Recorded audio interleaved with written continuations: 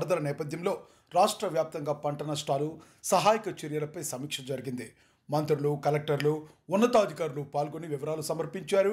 వరద ప్రభావిత ప్రాంతాల్లో రైతులు ఎదుర్కొంటున్న ఇబ్బందులు, పంటలకు జరిగిన నష్టాలను సీఎం ఆరా తీశారు. తక్షణ సహాయం అందించేందుకు అవసరమైన నిధులను విడుదల చేయాలని ఆదేశించారు.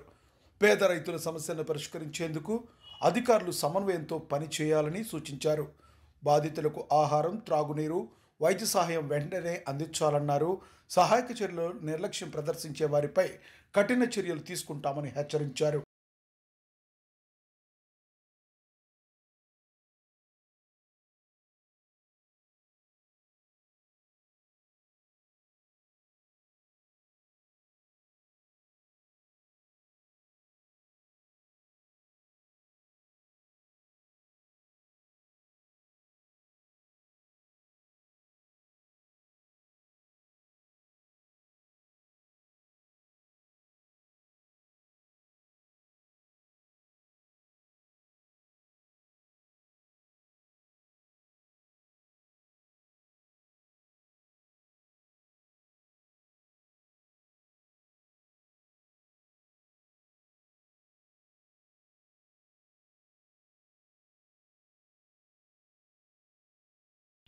కాళేశ్వరం స్కామ్పై కవితను విమర్శించారు దయాకర్.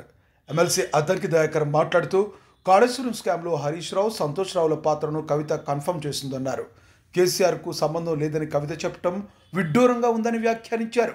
అసలు ముగ్గురు మధ్య పదవుల కోసం పోరాటం జరుగుతుందని ఆయన అన్నారు. కవిత రేవంత్ రెడ్డి పేరును ప్రస్తావించడం రాజకీయ కారణంగానని విమర్శించారు. అసలైన కాళేశ్వరం దొంగలు సిబిఐ విచారణలో బహిర్గతమవుతాయని దయాకర్ నమ్మకం వ్యక్తం చేశారు. ప్రజల డబ్బుతో నిర్మించిన ప్రాజెక్టును కుంటుపరిచిన వారికి తగిన శిక్ష తప్పదని హెచ్చరించారు. కేసీఆర్ పేరు ఉపయోగించి అవినీతిని కొనసాగించారని, సిబిఐ విచారణతో అన్ని వెలుగులోకి వస్తాయని దయాకర్ వ్యాఖ్యానించారు. అనే విషయాలు చూసుకోవాల్సిన అవసరం ఉంది. ఎందుకంటే కేసీఆర్ తర్వాత ఉన్న ఈ ముగ్గురులో పదవుల పందేరంలో ఏదో అలజడి, అడ్డంకులు వస్తున్నమాట మనకు అర్థమవుతున్నది. ఇక్కడ మొన్నటిదానిక టార్గెట్ కేటీఆర్గా నడిచిన చర్చ కాస్త ఇప్పుడు మళ్ళీ హరీష్ రావు వైపు మళ్ళడం వెనుక ఉన్న ఉద్దేశం ఏంటి, దాంట్లో సంతోష్ రావును కలపడం వెనుక ఉన్న కారణాలు ఏంటి అనే విషయాలు పక్కన పెడితే, మొత్తానికి కాళేశ్వరం కథలో హరీష్ రావు పాత్ర, సంతోష్ రావు పాత్రను ఆమె కన్ఫర్మ్ చేసింది. కాబట్టి రేవంత్ రెడ్డి గారి పేరు ఎత్తడం అనేది రాజకీయం కోసం అనేది క్లియర్. దాంట్లో మనం పెద్దగా చర్చించుకోవాల్సిన అవసరం కూడా లేదు. ఎందుకంటే వాళ్ళిద్దరి పేర్లు చెప్పినందుకైనా రేవంత్ రెడ్డి గారి పేరు చెప్పడం వల్ల ఈ అంశాన్ని పెనెట్రేట్ చేసుకోవడానికి ఉపయోగపడుతుంది తప్పితే మరొక దానికి పనికిరాదు. కానీ అన్నిటికంటే ముఖ్యంగా ఏంటంటే, ఇప్పుడు కాళేశ్వరంలో అవినీతి జరిగిందని మాత్రం కవిత ఒప్పుకున్నట్టే లెక్క. కానీ కేసీఆర్ లేకుండా ఈ కాళేశ్వరం అవినీతి జరిగిందని చెప్పాలని చూడడం మాత్రం పూర్తి స్థాయిలో అది అబద్ధం. అది కేవలం తన తండ్రిని కాపాడుకోవడానికి చేసిన ఒక ఎత్తుగడ ప్రకటన తప్పితే దాంట్లో మనం కొత్తగా ఆలోచించాల్సిన అవసరం లేదు. ఏది ఏమైనా సిబిఐకి అప్పచెప్పినాం కదా. ఎవరి పాత్ర ఎంత, ఎవరివి కథలు, ఎవరు కట్టుకథలు, ఎవరి పిట్ట కథలు, ఎవరు వాస్తవ ఏమంటారు కాళేశ్వరం దొంగలు, ఇవన్నీ కూడా ఇలా బయటపెట్టడానికి తెలంగాణ ప్రభుత్వం సిబిఐకి ఇచ్చినా వాటి పర్సువేషన్లో కూడా కాంగ్రెస్ ప్రభుత్వం ఉంటుంది, కాంగ్రెస్ పార్టీ కూడా ఉంటుంది. ఎందుకంటే ఇది తెలంగాణ ప్రజల యొక్క సొమ్మును కాపాడే రక్షకులుగా ఇవాళ కాంగ్రెస్ పార్టీ ఉంటుంది, కాంగ్రెస్ ప్రభుత్వం ఉంటుంది, రేవంత్ రెడ్డి గారు ఉంటుంది. కాబట్టి రేవంత్ రెడ్డి గారి మీద ఆరోపణలు చేయడం ద్వారా సెన్సేషన్ మాత్రమే తప్పితే దాంట్లో ఎవరు కూడా దాన్ని పట్టించుకోరు, నమ్మరు. ఒక్కొక్కరు ఒక ఆయన బాంబులు పెట్టిండ్రు అన్నట్టే, లేకపోతే ఇంకొక ఆయన ఏదో సంఘ విద్రోహ చర్యలు అక్కడ పనిచేసినాయి అన్నట్టు. కానీ ఇలా రేవంత్ రెడ్డి గారు కూడా వాళ్ళ వెనుక ఉందని చెప్పడం అనేది కేవలం సెన్సేషన్ కొరకు చేసిన స్టేట్మెంట్గా. ఎమ్మెల్సీ కల్వకుంట్ల కవిత కాళేశ్వరం ప్రాజెక్టుపై ఘాటు వ్యాఖ్యలు చేశారు. హరీష్ రావు, సంతోష్ రావును టార్గెట్ చేస్తూ తీవ్ర విమర్శలు గుప్పించారు. కేసీఆర్ పేరు చెప్పుకుని అనేక చెడ్డ పనులు చేయడం వల్లే ఆయనకు నష్టం కలిగిందన్నారు. మాజీ రాజ్యసభ సభ్యుడు మేఘా కృష్ణారెడ్డి కూడా ఈ వ్యవహారంలో భాగమని ఆరోపించారు. కేసీఆర్కు మరకలు అంటించేందుకు కుట్ర జరిగిందని, కవిత పేర్కొన్నారు. కోట్ల రూపాయలు సంపాదించుకున్న అధికారులపై వెంటనే చర్యలు తీసుకోవాలని డిమాండ్ చేశారు. ప్రాజెక్టును నిలదీయడం వల్ల తెలంగాణ రైతులకు భారీ నష్టం కలిగిందని ఆవేదన వ్యక్తం చేశారు. అయినా మళ్ళీ వాళ్ళనే మోస్తాం, అయినా మళ్ళీ వాళ్ళనే ముందుకు తీసుకెళ్తామని అనుకుంటే పార్టీ ఎట్లా ముందటికి పోతుంది? ఒక బిడ్డగా నిజంగా నేను బాధపడతా ఉన్నాను. ఇవాళ 5 సంవత్సరాలు ఇరిగేషన్ మంత్రిగా చేసినటువంటి హరీష్ రావు గారిది మేజర్ పాత్ర లేదా దీంట్లో? అందుకే కదా కేసీఆర్ గారు వారిని సెకండ్ టర్మ్లో తప్పించిండ్రు. ఈ మొత్తం కాళేశ్వరం ఎపిసోడ్లో కేసీఆర్ గారికి మరక అంటిందంటే 2-3 వ్యక్తులు కారణం. మాజీ రాజ్యసభ సభ్యుడు ఒకలైతే, హరీష్ రావు గారు ఒకలైతే, మేఘా కృష్ణారెడ్డి గారు ఇంకోటి, మేఘానో బోగానో ఏదో. ఈ పెద్ద పెద్ద కాంట్రాక్టర్లు అందరితో కుమ్మక్కై కేసీఆర్ గారు ప్రజల కోసం ఆలోచన చేస్తే, నీళ్ళ కోసం ఆలోచన చేస్తే, వీళ్ళు సొంత వనరుల కోసం, డెవలప్మెంట్ కోసం, ఆస్తులు పెంచుకోవడం కోసం ఆలోచన చేసి ఇవాళ మీ వల్ల రేవంత్ రెడ్డి లాంటి వ్యక్తి, తెలంగాణ ఉద్యమానికి సంబంధం లేని వ్యక్తి, కేసీఆర్ గారి కాలి గోటికి సరిపోని వ్యక్తి, ఆయన నిలబడి కేసీఆర్ గారిని చేయెత్తి చూపించి కేసీఆర్ గారి మీద సిబిఐ ఇవాళ నేను వేస్తా అని చెప్తున్నాడంటే కారణం ఎవరు దీనికి? నేను భరించిన, ఇదే హరీష్ రావు గారు, ఇదే సంతోష్ రావు గారు అనేక కుట్రలు చేసినా కూడా భరించిన. నా మీద ఓపెన్గా మీడియా మిత్రులందరితో రకరకాల మాటలు చెప్తే కూడా నేను భరించిన. నా పర్సనల్ అటాక్కి నేను ఎప్పుడు కూడా వాళ్ళను ఇంతవరకు పేరు పెట్టి పిలవలేదు, మాట్లాడలేదు. ఫస్ట్ టైం చెప్తున్నా. నేను ఎందుకోసం చెప్తున్నా? కేసీఆర్ గారికి ఈ వయసులో సిబిఐ ఎంక్వైరీ ఏందండి? ఎందుకోసం ఆ కర్మ పట్టింది? ఎందుకు భరించాలి? ఇటువంటి వాళ్ళని చూస్తూ ఎందుకోసం ప్రొటెక్ట్ చేసుకోవాలి? బీఆర్ఎస్ పార్టీ తమ్ములకు కోపం రావచ్చు, కానీ వాస్తవాలు చేదుగున్నా అప్పుడప్పుడు మాట్లాడుకుంటేనే, మందు తీసుకుంటేనే ఆరోగ్యం మంచిగా అవుతుంది. మంత్రి నారా లోకేష్ నిన్న రాత్రి కడపకు చేరుకున్నారు. కడప విమానాశ్రయంలో ఆయనకు ఘన స్వాగతం లభించింది. పెద్ద సంఖ్యలో టీడీపీ నాయకులు, కార్యకర్తలు ముందుగానే అక్కడకు చేరుకుని నినాదాలతో స్వాగతం పలికారు. మంత్రి సవిత, పొలిట్ బ్యూరో సభ్యుడు శ్రీనివాసులు రెడ్డి, మైదుకూరు ఎమ్మెల్యే పుట్ట సుధాకర్ యాదవ్, కడప ఎమ్మెల్యే మాధవిరెడ్డి స్వాగత కార్యక్రమంలో పాల్గొన్నారు. ప్రజాప్రతినిధులు పూలమాలతో లోకేష్ను ఆహ్వానించారు. స్థానికులు భారీ సంఖ్యలో తరలివచ్చి ఆత్మీయంగా కలిశారు. లోకేష్ తన పర్యటనలో జిల్లాలోని పార్టీ కార్యకర్తలతో సమావేశమై వ్యూహాత్మక అంశాలపై చర్చించనున్నారు. ఆయన పర్యటనతో టీడీపీ శ్రేణిలో ఉత్సాహం నెలకొంది.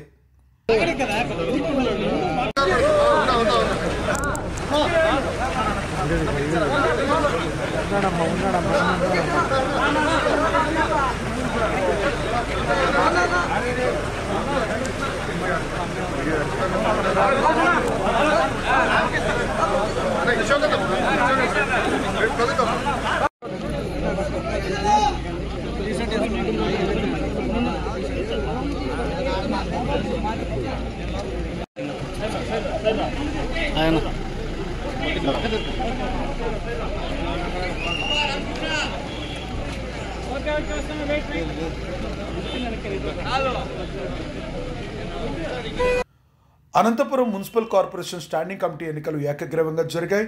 గూడూరు మల్లికార్జున, దేవి, జయలలిత, రామాంజీనమ్మ, లావణ్యలు సభ్యులుగా ఎన్నికయ్యారు. మేయర్ మొహమ్మద్ వసీం కొత్త సభ్యులకు ధ్రువపత్రాలు అందించారు. ఈ సందర్భంగా మాట్లాడుతూ వైఎస్ఆర్సీపీ కార్పొరేట్ల ఐక్యతే తమ బలమని అన్నారు. గతంలో కూటమి ప్రభుత్వం స్థానిక సంస్థల్లో సభ్యులను బలవంతంగా లాక్కుందని, అనంతపురంలో అలాంటి ప్రయత్నాలు విజయవంతం కాలేదని చెప్పుకొచ్చారు. మాజీ సీఎం జగన్, మాజీ ఎమ్మెల్యే అనంత వెంకటరామరెడ్డి సహకారంతో నగర అభివృద్ధికి సమిష్టిగా కృషి చేశామని తెలిపారు.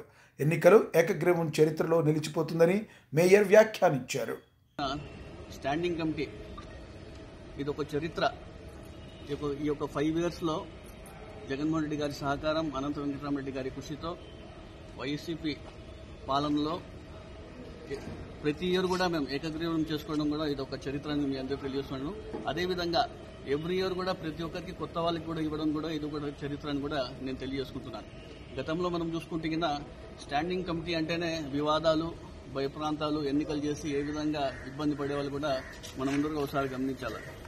కానీ ఈరోజు మనం చూసుకుంటే కింద వైసీపీ హయాంలో మేమందరూ కూడా 50 మంది కార్పొరేటర్లో 45 మంది వైసీపీ వాళ్ళు అయ్యారు.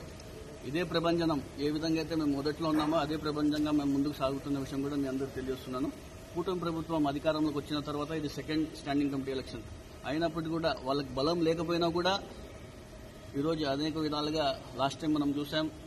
లాస్ట్ ఇయర్ ఏ విధంగా కుతంత్రాలు చేసి ఏదో విధంగా ముందుకు రావాలని చూశారు. అయినప్పటికీ వాళ్ళకి కుదరలేదు. జగన్మోహన్ రెడ్డి సహకారం, అనంత వెంకటరామరెడ్డి గారి కృషి, అనంత వెంకటరామరెడ్డి గారి అనుభవంతో వీళ్ళు ఏమి చేయలేకపోయారని కూడా మీ అందరికీ గట్టిగా చెప్పదలుచుకుంటాను. రాష్ట్రంలో చూసుకుంటే కదా మనం మొన్నటి రోజే మనం పులివెందులో చూసాం ఏ విధంగా ఎన్నికలు జరిగాయి, ఏ విధంగా రాష్ట్రంలో మేయర్స్ కానివ్వండి, డిప్యూటీ మేయర్స్ కానివ్వండి, మున్సిపల్ చైర్మన్లు కానివ్వండి, వైస్ చైర్మన్లు కానివ్వండి భయప్రాంతాలకు గురి చేసి ఏ విధంగా వాళ్ళకి పదవి నుంచి తొలగించడం కూడా చూసిన విషయాలు కూడా మనం ఒకసారి గమనించాలి. ఎన్ని చేసినా కూడా ప్రజలందరూ కూడా గమనిస్తున్నారు, రాష్ట్రం అంతా కూడా చూస్తున్నారు. వీళ్ళు ఎన్ని భయప్రాంతాలు చేసినా, రెడ్ బుక్ రాజ్యాంగం తీసుకొచ్చి ఎంత భయప్రాంతాలు చూసినా కూడా ప్రజలు నమ్మే పరిస్థితి లేరు. అనంతపురం నగరంలో ఏ విధంగా అయితే మా పాలకవర్గం ఉంది స్టార్టింగ్ నుంచి ఇప్పటి కూడా అదే బలంతో మేమంతా ముందుకు పోతున్నాం. అంత ఐక్యతతో ఈరోజు కార్పొరేటర్లు కావచ్చు ప్రతి ఒక్కరు కూడా అందరూ ఐక్యతతో ముందుకు పోయిన విషయం కూడా మేము అందరూ తెలియజేసుకుంటూ ఈ 4.5 years లో మేము చేసిన అనంతపురం నగరంలో ఏ విధంగా అభివృద్ధి చేసినా కూడా ప్రజలందరికీ తెలుసు. రాబోయే రోజుల్లో కూడా అనంతపురం నగరానికి మేము ఖచ్చితంగా అండగా ఉంటాం. అభివృద్ధి విషయంలో ఖచ్చితంగా మేము పార్టీలకు అతీతంగా అండగా ఉంటాం తెలియజేసుకుంటూ, అవినీతికి మేము ఖచ్చితంగా వ్యతిరేకిస్తామని తెలియజేసుకుంటూ, రాబోయే రోజుల్లో ఖచ్చితంగా ప్రజలే బుద్ధి చెప్తారని తెలియజేసుకుంటూ, దౌర్జన్యాలకు ఎదుటి పరిస్థితుల్లో కూడా మేము సహకరించాం. ప్రజాస్వామ్యబద్ధంగా మేము పోరాటం చేస్తామని తెలియజేస్తున్నాం. వైఎస్ఆర్సీపీ నేతలు చంద్రబాబు నాయుడుపై ఘాటు వ్యాఖ్యలు చేశారు. ఎన్టీఆర్ కుటుంబాన్ని పూర్తిగా నామరూపాలు లేకుండా చేసిన వ్యక్తి చంద్రబాబేనని ఆరోపించారు. తనది కాని పార్టీలోకి వచ్చి కుటుంబ సభ్యులను పదవులకు దూరం చేశారన్నారు. బాలకృష్ణను కాపాడిన కారణం వియ్యంకుడు కావడమేనని విమర్శించారు. వెన్నుపోటు రాజకీయాలకు పేటెంట్ చంద్రబాబుకే ఉందని వ్యాఖ్యానించారు. ప్రతిపక్ష హోదా వైఎస్ఆర్సీపీకి వస్తే అసెంబ్లీలో చంద్రబాబును నిలదీస్తామని చెప్పారు. ప్రజలు సూపర్ 6 హామీపై ప్రశ్నిస్తారని భయంతో చంద్రబాబు మౌనం వహిస్తున్నారని వ్యాఖ్యానించారు. వాళ్ళ కుటుంబంలో జరిగితే చూస్తే వాళ్ళందరూ గుర్తుపట్టలేనట్టుగా మారిపోయారు. అసలు ఎన్టీఆర్ కుటుంబమేనా ఇది? ఎన్టీఆర్ కుటుంబం, ఎన్టీఆర్ పెద్ద కొడుకేనా ఈయన? ఎన్టీఆర్ చిన్న కొడుకేనా? హరికృష్ణ గారి పిల్లలకి అక్కడ ప్రవేశం లేదు. అసలు ఎన్టీఆర్ కుటుంబాన్ని నామరూపాలు లేకుండా చేశాడు చంద్రబాబు నాయుడు ఈ 30 సంవత్సరాల్లో. తనను గాని పార్టీకి వచ్చి ఆ పార్టీ అధ్యక్షుడిగా స్వీకరించి ముఖ్యమంత్రి అయ్యి ఎక్కడ కూడా ఎన్టీఆర్ కుటుంబ సభ్యులు ఒక్కరికి కూడా కేబినెట్లో కానీ, ఎమ్మెల్యేలు కానీ, ఎంపీలుగా కానీ లేదా ఆ పార్టీలోని పదవుల్లో కానీ ఒక్కచోట కూడా ఎన్టీఆర్ కుటుంబ సభ్యుల్ని లేకుండా చేసిన రోజు బాలకృష్ణ గారు ఉండారని మీరు అనొచ్చు. బాలకృష్ణ గారు చంద్రబాబు నాయుడు గారు వియ్యంకులు. బాలకృష్ణ గారి కూతుర్ని చంద్రబాబు నాయుడు గారు కుమారులు చేసుకున్నారు కాబట్టి బాలకృష్ణ గారు సేఫ్. లేకపోతే బాలకృష్ణ గారు కూడా ఉండేవాళ్ళు కాదు అని నేను మనవి చేస్తున్నా. ఇదేమి అబద్ధం కాదు, నిజం. బాలకృష్ణ గారు తప్పించి ఎన్టీఆర్ కుటుంబంలో ఒక్క వ్యక్తి కూడా చంద్రబాబు నాయుడు గారు దరిదాపుల్లోకి రాలి. ఎందుకు అని అడుగుతున్నాం. ఆ రోజున మీరు పనిన మహాకుట్రలు ఓ ప్రామాణికంగా తీసుకొని దేశంలో వెన్నుపోట్లకు తేవలేదు. అంటే ఇప్పుడు మహారాష్ట్రలో ఒకటి జరిగింది కదా, శివసేన వాళ్ళకి ఒకటి వెన్నుపోటు జరిగింది. ఈ చిన్నవి మహారాష్ట్రలో జరిగిన సంఘటన అయినా, రాజస్థాన్లో జరిగిన సంఘటన అయినా, ఢిల్లీలో జరుగుతున్న సంఘటనలైనా ఇవన్నీ చంద్రబాబు నాయుడు గారు ఆ రోజు 95లోనే చేసేశాడు. అంటే సూపర్ డూపర్ హిట్ కొట్టాడు. వెన్నుపోటు అనే చిత్రానికి పేటెంట్ హక్కు ఎవరికైనా ఉంది అని అంటే ఈ దేశ చరిత్రలో, ప్రపంచ చరిత్రలో ఒక్క చంద్రబాబు నాయుడు గారికే ఉంది. 2019లో ఏ హామీలు ఇచ్చాడో 24లో ఏ హామీలు ఇచ్చాడు, 2014లో ఏ హామీ ఇచ్చాడో 19లో ఏ ఇచ్చాడు. అంటే ఎన్నికలప్పుడే సరిగ్గా హామీలు ఇస్తాడు, అధికారంలోకి వస్తాడు, అధికారంలోకి వచ్చిన వెంటనే అవి నవల కావట్లేదంటాడు, వాటిని చూస్తే భయం వేస్తుంది అంటాడు, ఈ ప్రపంచంలో ఎవరు చేయలేరంటారు, ఆ పథకాలన్నీ అమలుపరచాలంటే ఆస్తులు అమ్మాలంటారు, రాష్ట్రాన్ని అమ్మాలంటారు. మరి చేతగాని వాళ్ళు ఎందుకు ఇచ్చారు ఆ మాటలు? ఎందుకు ఇచ్చారు? మీరు ప్రజల నుంచి కానే కాదు, నువ్వు ఒక ఫేక్ నాయకుడివి, నీ చరిత్ర ఒక ఫేక్, నువ్వు రాసిన రచనలన్నీ ఒక ఫేక్, నువ్వు చూపించిన రాజకీయాలన్నీ ఒక ఫేక్ ఫేక్ ఫేక్ ఫేక్. ఈరోజు నువ్వు కట్టే రాజధాని కూడా ఫేకే. అందుకే యాస్ట్కి వచ్చి మీకు తెలుసా అండి, రాజధాని ప్రాంత రైతులందరూ రగిలిపోతున్నారు. మమ్మల్ని అన్యాయం చేశావు, 14 సంవత్సరాల నుంచి 3 పంటలు పండే మా పొలాలు తీసుకొని అన్యాయం చేశావని కోర్ క్యాపిటల్లో ఉన్నటువంటి రైతాంగం, నిన్న తెలుగుదేశం పార్టీకి కొమ్ముగాసిన రైతాంగం, భూముల కోసం యుద్ధం చేసిన రైతాంగం ఈ రోజున అలో లక్ష్మణ్ ఏడుస్తున్నారని మీడియా సాక్షికి రాష్ట్ర ప్రజలకు నేను చెబుతున్నాను. ఆ రైతుల యొక్క ఉసురు మాత్రం చంద్రబాబు నాయుడుకి తప్పనిసరిగా తగిలిద్దని చెప్పి అంటున్నాను. అన్నదాతలతో ఆడుకున్నవాడు, అన్నదాతల యొక్క కడుపు కొట్టినవాడు, అన్నదాతలకు. మాజీ మంత్రి వైఎస్ఆర్సీపీ ఇన్ఛార్జ్ సాకే శైలజ మాజీ మంత్రి వైఎస్ఆర్సీపీ ఇన్ఛార్జ్ సాకే శైలజ కూటమి ప్రభుత్వంపై విమర్శలు చేశారు. వికలాంగులు రోడ్లపైకి వచ్చి ఆత్మహత్యలకు పాల్పడుతున్నారని ఆవేదన వ్యక్తం చేశారు. కూటమి ప్రభుత్వం వచ్చిన తర్వాత ఎంతమంది దివ్యాంగులకు పెన్షన్లు మంజూరు చేశారో చెప్పాలని డిమాండ్ చేశారు. వికలాంగులకు హామీలు ఇచ్చినా వాటిని అమలు చేయలేకపోతున్నారని ఆరోపించారు. నిరాశతో అనేక మంది దివ్యాంగుల జీవితం ముగించుకోవాల్సిన పరిస్థితి వచ్చిందన్నారు. తక్షణమే పెన్షన్లను పెంచి కొత్త అర్హులందరికీ ఇవ్వాలని శైలజ డిమాండ్ చేశారు. నాయకత్వంలో ఎన్ని కొత్తగా దివ్యాంగుల పెన్షన్లు ఇచ్చారో చెప్పండి ఒక మాట. నేను ధైర్యంగా చెప్తాను, 2 లక్షలకు పైగా జగన్మోహన్ రెడ్డి గారి నాయకత్వంలో దివ్యాంగులకి కొత్త పెన్షన్లు ఇచ్చిన చరిత్ర జగన్మోహన్ రెడ్డి గారిది. మీదే చెప్పని కోరుతా ఉన్నాం. నాకు అనుమానం, గతంలో ప్రభుత్వ ఉద్యోగం చేశాను నేను. సదరం సర్టిఫికెట్లు గవర్నమెంట్ ఇచ్చినవే కదా, ఏ ప్రభుత్వంలో అయినా సరే గవర్నమెంట్ సర్టిఫికెట్ కదా అది. మళ్ళీ సదరం సర్టిఫికెట్లో అంగవైకల్యం 50% పై ఉన్నట్లుగా గతంలో ఇచ్చిన సర్టిఫికెట్ని ఈ రోజున లక్షలకు వేలాది మందికి దానికి తృణీకరిస్తా ఉన్నారంటే తప్పెక్కడ ఉందో చెప్పాల్సిన బాధ్యత మీపైన ఉంది కదా. 30 సంవత్సరాల క్రితం మీరు చేసిన అన్యాయాన్ని గురించి జనం మాట్లాడుకుంటారు. రామారావు కుటుంబానికి ద్రోహం గురించి మాట్లాడుకుంటారు. దివ్యాంగులకు పెడుతున్న క్షోభ గురించి, వాళ్ళ బతుకు భయం గురించి ఆక్రోశం మీకు తగులుతుంది. శాపం కాదు ఇది. అట్లాగే హంద్రి నీవా పేరు పైన మీరు చేసే వంచన, మీ యొక్క దాని నాటకం అందాం, రంగులు మార్చడం, స్క్రీన్ మార్చడం, పేర్లు మార్చుకోవడం, ఇప్పటికి కూడా స్పష్టంగా చెప్పాలనుకుంటా ఉన్నాను. హంద్రి నీవా పైన ఏదైనా పని జరిగి ఉంటే, నికరమైన పని జరిగి ఉంటే అది రాజశేఖర రెజిమ్లోనూ ఆయన వారసుడు జగన్మోహన్ రెడ్డి గారి రెజిమ్లో జరిగిందనే విషయం గుర్తు చేస్తూ ఉన్నాం. ఆయన మాట్లాడతారు డబ్బులు ఖర్చు పెట్టి. కర్నూలు జిల్లాలో 110 చెరువులకి నీళ్లు కాలువలు కనపడవా మీకు? మహిళా హక్కులపై కూటమి ప్రభుత్వాన్ని నిలదీస్తామన్నారు వరదు కళ్యాణి. ఎమ్మెల్సీ వరదు కళ్యాణి మాట్లాడుతూ మహిళల హక్కుల పరిరక్షణకు కూటమి ప్రభుత్వంపై ఒత్తిడి తీసుకొస్తామని చెప్పారు. మహిళలకు ఇచ్చిన హామీలు అమలు కావడం లేదని ఆరోపించారు. మహిళల రక్షణ కోసం ప్రత్యేకంగా ఒక కార్యాచరణ రూపొందిస్తున్నామని తెలిపారు. మహిళలపై దాడులు పెరుగుతున్న తరుణంలో ప్రభుత్వం తక్షణ చర్యలు తీసుకోవాలని డిమాండ్ చేశారు. సమాజంలో మహిళలకు గౌరవం కల్పించేందుకు చట్టపరమైన మార్పులు అవసరమన్నారు. కూటమి పాలనలో మహిళా వ్యతిరేక ధోరణి కొనసాగితే ప్రజలు ఖండిస్తారని హెచ్చరించారు.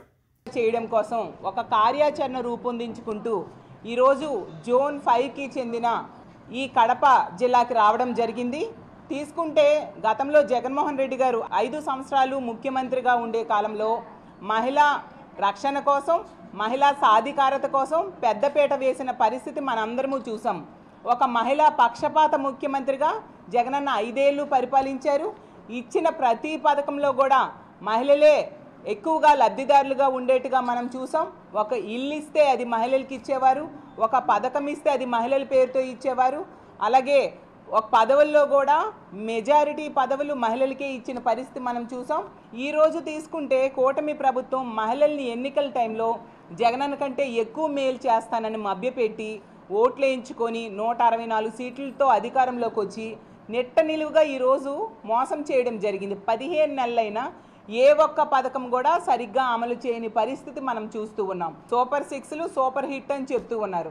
వాళ్ళకి నేను ఒకటే ప్రశ్నిస్తూ ఉన్నాను, మరి మహాశక్తి అనే పథకం పెట్టారు. ఆడబిడ్డ నిధి కింద ప్రతి నెల 1500 రూపాయలు 19 సంవత్సరాల నుంచి 59 సంవత్సరాల మధ్య ఉన్న మహిళలకు ఇస్తామని చెప్పి, మరి 15 నెలలు అయింది కదా, ఏ ఒక్క మహిళకైనా మీరు ఆడబిడ్డ నిధి ఇచ్చారా అని నేను అడుగుతున్నాను. మరి సూపర్ 6 ఎలా సూపర్ హిట్ అవుతుంది అని నేను అడుగుతూ ఉన్నాను. అలాగే ఫ్రీ బస్సులో 11 రకాల బస్సులకు అవకాశం ఇవ్వకుండా కేవలం 5 రకాల బస్సుల్లో ఎక్కే అవకాశం ఇచ్చిన మీరు ఫ్రీ బస్ పథకం ఎలా సూపర్ హిట్ అవుతుంది అని నేను అడుగుతూ ఉన్నాను. ఈరోజు మొదటి సంతకానికే దిక్కులేని పరిస్థితి ఉంది. ఎందుకంటే ఒక్క నిరుద్యోగికైనా మీరు నిరుద్యోగ భృతి ఇచ్చారా? ఒక్క ఉద్యోగమేనా ఒక నిరుద్యోగికి ఇచ్చారా అని నేను అడుగుతున్నాను. మరి సూపర్ 6 ఎలా సూపర్ హిట్ అవుతుంది అని నేను అడుగుతూ ఉన్నాను. అలాగే రైతులకి అన్నదాత సుఖీభవ అని పేరు పెట్టారు. మొత్తం కేంద్రంతో సంబంధం లేకుండా 20,000 రూపాయలు ఇస్తానని చెప్పి ఎన్నికల టైంలో చెప్పి ఈరోజు కేంద్రంతో కలిపి ఇస్తానని చెప్పడమే కాకుండా మొదటి ఏడాది ఎగ్గొట్టి ఇప్పుడు కేవలం 5,000 రూపాయలు రైతుల అకౌంట్లో వేసి చేతులు దులుపుకునే పరిస్థితి ఉంటే ఎలా సూపర్ 6 సూపర్ హిట్ అవుతుంది అని నేను అడుగుతూ ఉన్నాను. అలాగే ఒక్క మహిళకైనా మీరు రేషన్ కార్డులు ఇచ్చారా అని నేను అడుగుతూ ఉన్నాను. ఉన్న ఫంక్షన్స్ ఈరోజు తీసేయడంతో ఎంతమంది రోడ్డెక్కి నిరసన తెలియజేస్తున్నారో మనం చూస్తూ ఉన్నాం. వికలాంగులకైతే చాలా దారుణంగా వాళ్ళ ఫంక్షన్స్ కోత కోయడానికి వీళ్ళు పూనుకోవడంతో ఎంత ఘోరంగా వాళ్ళు బాధలు పడుతూ ఉన్నారు ఈ రాష్ట్ర ప్రజలందరూ కూడా చూస్తూ ఉండే పరిస్థితి మనం చూసాం. అలాగే 3 గ్యాస్ సిలిండర్స్ ఉచిత గ్యాస్ సిలిండర్స్ అని చెప్పారు. మొదటి ఏడాది తీసుకుంటే ఒక్కటి మాత్రమే ఇవ్వడం జరిగింది. మరి సూపర్ 6 సూపర్ హిట్ ఎలా అవుతుంది అని అడుగుతూ ఉన్నాను. అలాగే తల్లికి వందనం, గతంలో జగన్మోహన్ రెడ్డి గారు అమ్మఒడి అనే పథకాన్ని ప్రవేశపెట్టి టెన్షన్గా పిల్లల కోసం తల్లి అకౌంట్లో డబ్బులు వేసి వాళ్ళ చదువుకి డ్రాప్ అవుట్స్ కాకుండా ఉండడం కోసం ఆ పథకాన్ని తీసుకొస్తే దానికి కాపీ కొట్టి ప్రవేశపెట్టిన మీరు ఒక ఆన్గోయింగ్ స్కీమ్ అయిన దాన్ని మొదటి ఏడాది ఎగ్గొట్టిన పరిస్థితి రాష్ట్ర ప్రజలందరూ చూశారు. మరి సూపర్ 6 అనేది సూపర్ హిట్ ఎలా అవుతుంది చంద్రబాబు నాయుడు గారు అని నేను అడుగుతూ ఉన్నాను. చంద్రబాబు నాయుడు గారు అంటారు ఏ ఒక్క మహిళ మీదైనా ఎవరైనా చేయి వేస్తే అదే వాళ్ళకి చివరి రోజు అంటున్నారు. కానీ తెలుగుదేశం పార్టీ నాయకులు, తెలుగుదేశం పార్టీ కార్యకర్తలు, తెలుగుదేశం పార్టీ ఎమ్మెల్యేలే మహిళల్ని వేధిస్తూ ఉండే పరిస్థితి ఈ రాష్ట్రంలో నెలకొనడం మనందరము చూస్తూ ఉన్నాం. మరి చంద్రబాబు నాయుడు గారు ఏ ఒక్క మనిషికి కూడా చివరి రోజు చేయలేదు. మరింతగా మహిళల మీద అఘాయిత్యాలు పెరిగేట్టుగా మద్యం పాలసీని తీసుకొచ్చిన పరిస్థితి మనం చూసాం. బాహుబలి లాంటి సినిమా చూపిస్తాము అని చెప్పి ఇప్పుడు నరబలి లాంటి పాలన చూపిస్తూ ఉండే పరిస్థితి ఈ రాష్ట్రంలో నెలకొనుంది. ఇంకోవైపు తీసుకుంటే ఈ ప్రభుత్వానికి జాకీలు పెట్టే లేపే ఎల్లో మీడియా ఒకవైపు, ఎల్లో పార్టీలు ఒకవైపు ఉండి ఇది మంచి ప్రభుత్వం అని చెప్తారు, అలాగే డబుల్ ఇంజన్ సర్కార్ అని చెప్తారు, అలాగే విజనరీ లీడర్ అని చెప్తారు, సంపద సృష్టికర్త అని చెప్తారు. ఎక్కడ సంపద సృష్టిస్తున్నారు చంద్రబాబు నాయుడు గారు? అప్పులు సృష్టిస్తూ ఉండే పరిస్థితి. గతంలో జగన్మోహన్ రెడ్డి గారు 5 ఏళ్ళు కలిపి 3,30,000 కోట్లు మాత్రమే అప్పు చేస్తే చంద్రబాబు నాయుడు గారు కేవలం ఈ 15 నెలల్లో 2 లక్షల కోట్లు. వరంగల్ పశ్చిమ ఎమ్మెల్యే నాయని రాజేందర్ రెడ్డి కల్వకుంట్ల కుటుంబంపై ఘాటు వ్యాఖ్యలు చేశారు. దోచుకున్న సొమ్ము పంచుకునే క్రమంలో కుటుంబంలో కలహాలు చెలరేగుతున్నాయని ఆరోపించారు. తెలంగాణ అభివృద్ధికి కేటాయించాల్సిన నిధులు వ్యక్తిగత ప్రయోజనాల కోసం వాడుకున్నారని విమర్శించారు. అవినీతి కారణంగానే ఈ విభేదాలు బయటపడుతున్నాయన్నారు. ప్రజలకు వాస్తవాలు తెలిసేలా సిబిఐ విచారణ జరగాలని డిమాండ్ చేశారు. ఎంక్వైరీ చేస్తే నీకు వచ్చిన నష్టం ఏంటి? ఆ ధర్నాలు ఏంటి? ఏమైనా స్వాతంత్ర పోరాటానికి పోయిందని చెప్పారు ధర్నాలు. ఇప్పుడు ఏమైంది? కవిత గారు మాట్లాడారు కదా, హరీష్ రావు, సంతోష్ గారు ముందు హస్తం ఉన్నది, 100 కోట్లు దొరికితే ఏం చేసిండ్రో అధికారులని అంటే అర్థం ఏంటిది? మీరు దోసుకదిని పంపకాల కాడికి వచ్చే వరకు ఈ పంచాయతీలు పెట్టి దీనికి ధర్నాలు, దీనికి నిరసనలు అని చెప్పి ఓ ఫ్రేమ్ చేసి పెట్టడమా? ఇవాళ నిజంగా కూడా ఉద్యమకారుల అమరవీరుల ఆత్మ ఘోషిస్తాను మీరు చేయబట్టి. ఒక ఉద్యమం పేరుతోటి అంతమంది విద్యార్థులను చంపి మీరు ఇవాళ వారి పేరు మీద ఎవరి మీద పేలాలు ఎరక తింటారు. సిగ్గు, శరం, లజ్జ ఉండాలి. తెలంగాణ ఎట్లా తిరుగుతారో ఇక మేము చూస్తాం. ఎట్లా తిరుగుతారో చూస్తాం. మీరు మొత్తం పైసా కక్కాలి ఒక్కొక్కడు, ఎవరిని వదిలిపెట్టేది లేదు. మీరు ఏ జిల్లాకు గ్రామానికి గ్రామం, నియోజకవర్గ స్థాయిలో దోచుకున్నారు రేటు కాడికి. దీనికి మళ్ళీ జవాబు లేకుండా అదరగొట్టడం.